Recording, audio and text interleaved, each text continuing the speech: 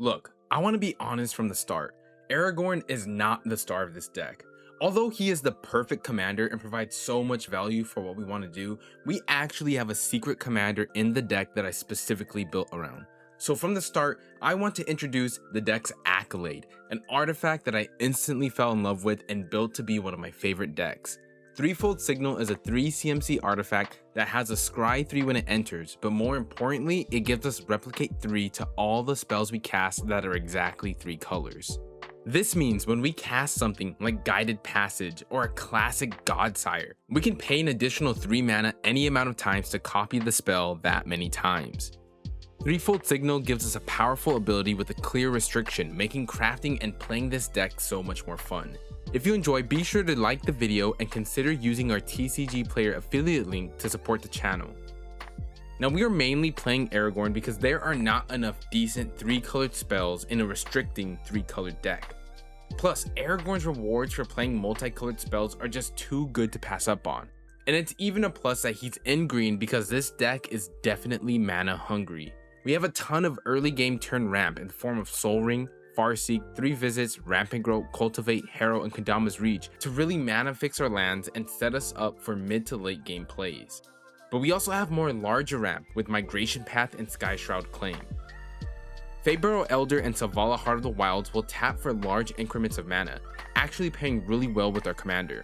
Aragorn allows Faeburrow to tap for 4, while he also pumps our creatures when casting green spells for Selvala. We can then double up on those effects with Kyora's Follower, untapping our creatures.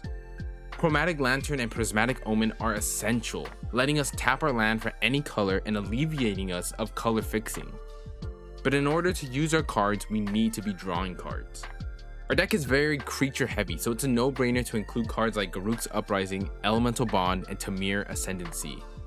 They all reward us for playing out those big creatures and even provide passives like Trample and Haste. Greater Good is another fantastic card, letting us sack any creature to draw cards equal to its power. This pairs so nicely with our commander that can already roid up our beefy boys.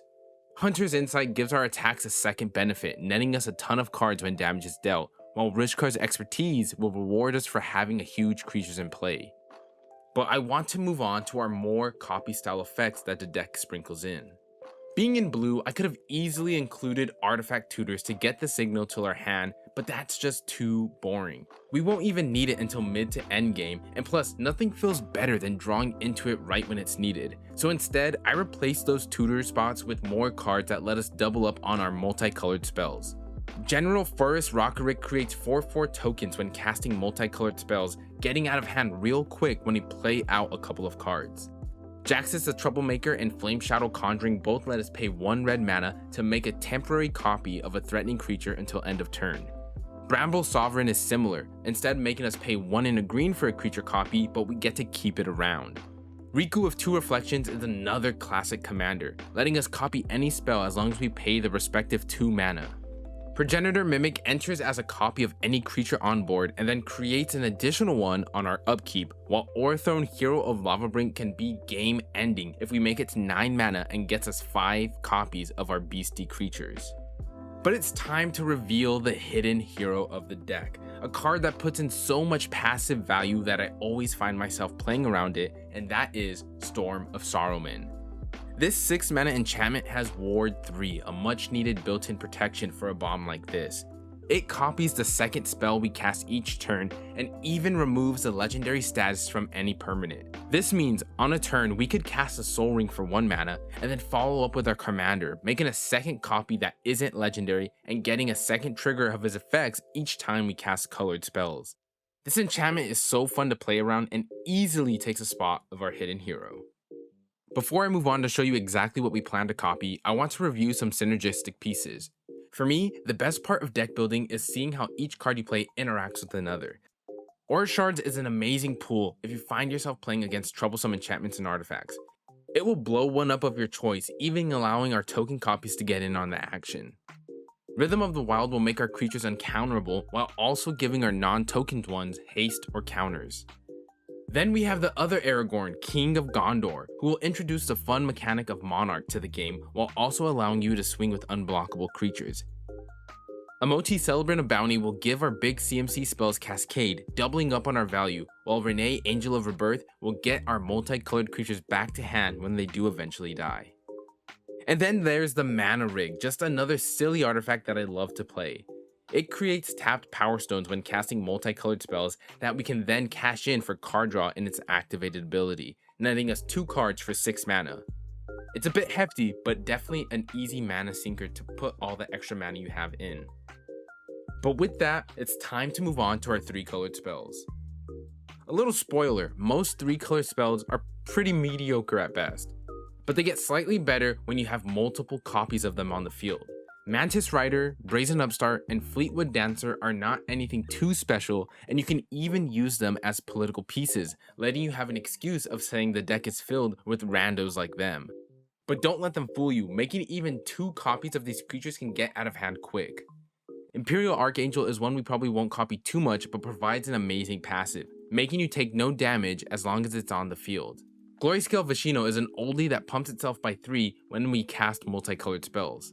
And as mentioned earlier, we get to play Godsire. It's been sitting in my binder for years and finally found its home. Even if we don't copy it, it's a crazy 8/8 that makes more 8/8s. Megalanoth is another heavy coster 6/6 that is perfect for blocking, dealing damage equal to its power when it does block. Retaliator Griffin gets counters for all the damage we take, making Crackback something truly to fear. Rock's Warmonk is just a 3/4 lifelinker that can get us some good life gain if we either have a ton of copies of it or pump the original with our commander. And then we have Aluna Apex of Wishes. It's one of my favorite cards to come out of Ikoria that interacts very powerfully when casting it for its mutate ability and copying it. When you cast Aluna for its mutate alternative, if you were to copy the spell, the copy would also mutate over your target. So for example, let's say we pay a total of 9 mana to cast Aluna, 6 for the mutate and 3 for the replicate if we have the signal out. We would first make a copy of the creature and that copy would mutate over our target and resolve its mutate ability.